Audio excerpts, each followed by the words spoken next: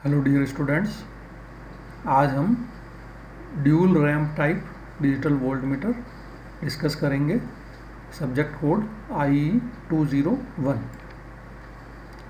देखिए, अपन ने पहले ramp type digital voltmeter discuss किया था और अपन ने देखा था ramp type digital voltmeter works on the principle of converting voltage into proportional time interval. तो अपन ने देखा था कि रैम्प टाइप डिजिटल वोल्टमीटर क्या करता है, इनपुट वोल्टेज को टाइम इंटरवल की फॉर्म में कन्वर्ट कर देता है and then time interval is then digitally measured and displayed. तो वो जो टाइम इंटरवल है आप डिजिटली काउंटर के द्वारा मेजर कर लेते हैं और अपन ने देखा था कि वो जो टाइम इंटरवल जनरेट होगा वो इनपुट वोल्टेज के प्रोपोर्शनल में होता है। ये फाइनल इक्वेशन अपन ने डिस्कस की थी। तो देखिए, इसमें इनपुट वोल्टेज टाइम इंटरवल के प्रोपोर्शनल में है, ये अपन ने एस्टेब्लिश किया था। और आप ये भी देखेंगे कि इसमें जो इनपुट वोल्टेज है R और C की वैल्यू पे भी डिपेंड करता है और V रेफरेंस की वैल्यू पे भी डिपेंड करता है। जनरली V रेफरेंस करीब करीब कांस्टेंट रहता है, इसकी वैल्यू भी अपन को पता होती है। लेकिन जो इंटीग्रेटर है रैम्प जनरेटर, उसमें R और C की जो वैल्यू है ये प्रिसाइजली अपन को नोन नहीं होती है या ये समय के साथ परिवर्तित हो जाती है। तो उसके कारण से क्या होता है, ये इस कांस्टेंट की वैल्यू चेंज हो जाती है और जो मीटर है उसका कैलिब्रेशन जो है टाइम टू टाइम चेंज हो जाता है और वो कैलिब्रेशन आपको वापस करना पड़ता है।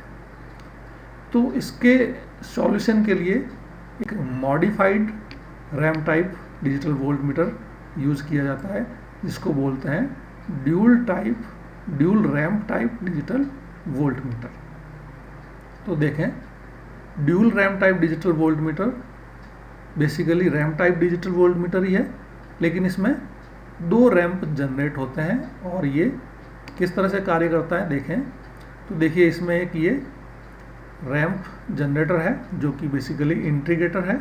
उसके बाद में एक कंपैरेटर लगाया गया है जिसको कि ग्राउंड से जोड़ा गया है। कंपैरेटर का रेफरेंस वोल्टेज, कंपैरेटर का आउटपुट एक कंट्रोल लॉजिक में दिया गया है और ये कंट्रोल लॉजिक बेसिकली गेट, देखिए इसमें इनपुट क्लॉक पल्स, बेसिकली ये गेट की तरह काम करता है। तो क्लॉक पल्स इसमें से अंदर जाएगी और ये क्लॉक पल्स एक काउंटर के द्वारा काउंट की जाएगी। तो बेसिकली तो ये इनपुट वोल्टेज को टाइम इंटरवल में ही कन्वर्ट करेगा और उस टाइम इंटरवल को मेजर करेगा, क्योंकि बेसिकली ये रैम्प टाइप है लेकिन ड्यूल रैम्प बेसिक्स प्रिंसिपल पे काम करता है। थोड़ा सा जो इसका ऑपरेशन है वो मॉडिफाइड किया गया है। तो देखिए, इसमें एक और चीज़ दिखा रखी है, एक रेफरेंस वोल्टेज जो है, एक स्विच दिखा रखा है, टॉगल स्विच।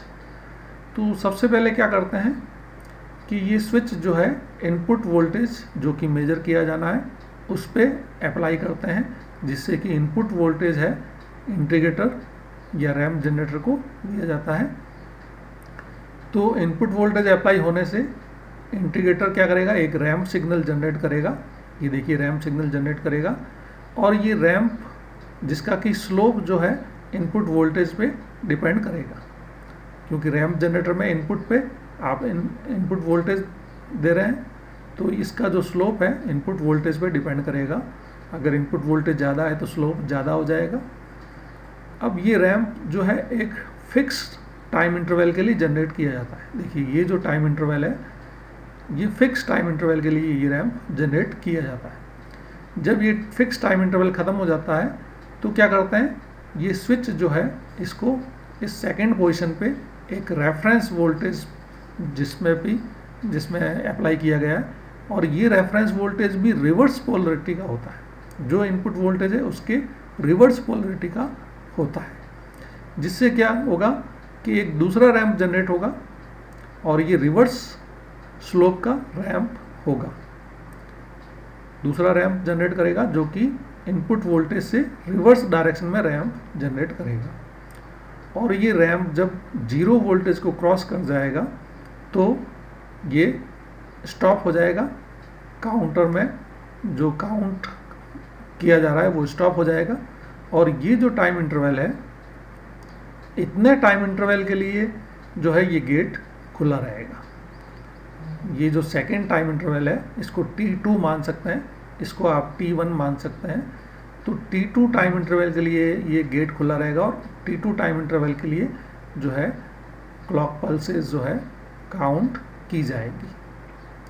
तो अपन देखेंगे कि इनपुट वोल्टेज जो है इस T2 टाइम इंटरवल के प्रोपोर्शनल में है, जिससे कि अपन कह सकते हैं, और ये T2 टाइम पल्स इंटरवल की जो टाइम पल्सेज हैं उसको अपन काउंट कर लेते हैं, और अपन देखेंगे कि ये जो T2 टाइम इंटरवल जनरेट हुआ है ये इनपुट वोल्टेज के प्रोपोर्शनल में है।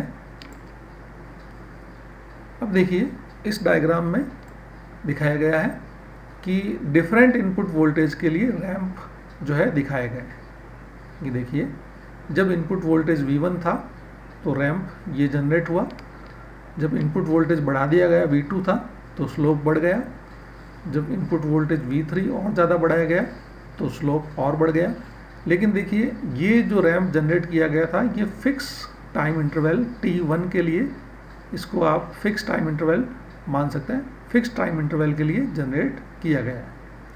और जैसे ही ये फिक्स टाइम इंटरवल ख़त्म हो जाता है उसके बाद में जो है स्विच को रेफरेंस वोल्टेज पे अप्लाई किया जाता है, और ये रेफरेंस वोल्टेज इनपुट वोल्टेज के रिवर्स पोलरिटी का है, जिससे कि रैंप का डायरेक्शन या रैंप का स्लोप जो है रिवर्स हो जाता है। देखिए इसमें रैंप पॉजिटिव था, स्लोप पॉजिटिव था, इसमें स्लोप जो है नेगेटिव हो गया है, क्योंकि रेफरेंस वोल्टेज इनपुट वोल्टेज की रिवर्स पोलरिटी का है।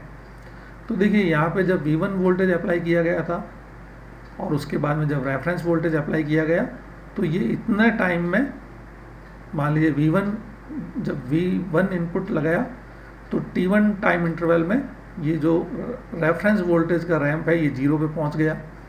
अगर आपने V2 लगाया इनपुट वोल्टेज तो देखिए ये T2 टाइम इंटरवल में 0 पे पहुंच गया ये रेफरेंस वोल्टेज। उसी तरह से जब आपने V3 इनपुट लगाया तो रेफरेंस वोल्टेज के कारण जो है रैंप T3 टाइम इंटरवल में जो है 0 वोल्टेज को क्रॉस कर गया।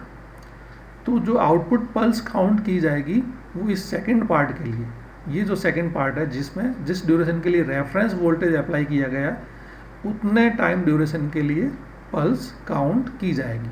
तो देखिए फर्स्ट केस में जब इनपुट वोल्टेज ज़्यादा है तो टाइम इंटरवल जो जनरेट हुआ है T1 वो भी कम है। जब आपने इनपुट वोल्टेज बढ़ा दिया तो देखिए टाइम इंटरवल जो है बढ़ गया। उसी तरह से इनपुट वोल्टेज और आपने बढ़ा दिया तो टाइम इंटरवल T3 जो है वो और बढ़ गया। तो इस डायग्राम से आप देख सकते हैं कि जैसे जैसे इनपुट वोल्टेज बढ़ाते जाते हैं टाइम इंटरवल बढ़ता जाता है। तो अपन कह सकते हैं कि ये जो टाइम इंटरवल जनरेट हुआ है ये इनपुट वोल्टेज के प्रोपोर्शनल में है। अपन इसको मैथमेटिकली भी डिराइव करेंगे। देखिए जब आपने इनपुट वोल्टेज लगाया तो रैंप जनरेटर ने जो वोल्टेज जनरेट किया वो T1 टाइम इंटरवल के लिए किया, तो ये इक्वेशन बन जाएगी।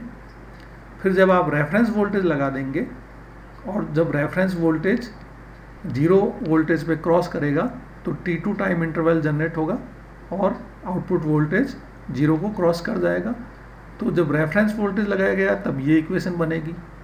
तो आपने देखा कि स्टार्टिंग पॉइंट पे वोल्टेज 0 था और एंड पॉइंट जहाँ पे 0 क्रॉस करता है तब भी वोल्टेज 0 था, और इंटरमीडिएट पॉइंट पे दोनों ही केस में आउटपुट वोल्टेज बराबर थे। तो इस तरह से इन दोनों इक्वेशन को अपन ने इक्वेट कर दी, दोनों इक्वेशन को इक्वेट कर दी, क्योंकि इंटरमीडिएट पॉइंट जो है वो सेम वोल्टेज होता है इंटरमीडिएट पॉइंट पे, और स्टार्ट पॉइंट और एंड पॉइंट पे भी वोल्टेज सेम होता है। अतः अपन ने इन दोनों इंटरवल इक्वेशंस को जब इक्वेट कर दी तो RC और RC की वैल्यू कैंसिल हो जाएगी और V इनपुट जो है वो T2/T1 इंटू V रेफरेंस आ जाएगा। अब देखिए T1 अपन ने देखा था कि ये फिक्स टाइम इंटरवल लिया था आपने, कि फिक्स टाइम इंटरवल के लिए इनपुट वोल्टेज अप्लाई करते हैं जो कि आपको पता है, नोन है। V रेफरेंस आपको पता है, T2 आपने डिजिटल काउंटर से मेजर कर लिया है। तो आप देखते हैं कि वी इनपुट जो है T2 टाइम इंटरवल के प्रोपोर्शनल में है, जो कि आपने डिजिटल काउंटर के द्वारा मेजर कर लिया है। तो इस तरह से अपन देखते हैं कि input voltage T2 time interval के प्रोपोर्शनल में है। और इस केस में देखिए R और C पे ये डिपेंड नहीं कर रहा है इनपुट वोल्टेज, तो आपको बार बार कैलिब्रेट करने की ज़रूरत नहीं है, क्योंकि R और C की वैल्यू पे डिपेंड कर ही नहीं रहा है। इसीलिए जो है dual ramp type digital voltmeter जो है यूज़ किया जाता है। ये ज़्यादा एक्यूरेट है, इसको बार बार कैलिब्रेट करने की ज़रूरत नहीं है, और ये मॉडिफाइड रैम्प डिजिटल वोल्टमीटर है। तो इस तरह से अपन देख सकते हैं कि जो है R और C की वैल्यू को अपन एलिमिनेट कर सकते हैं डिजिटल वोल्टमीटर में, और मॉडिफाई कर सकते हैं रैम्प टाइप डिजिटल वोल्टमीटर को dual ramp type digital voltmeter में। तो इस लेक्चर को अपन यहीं पे कंक्लूड करते हैं। Thank you.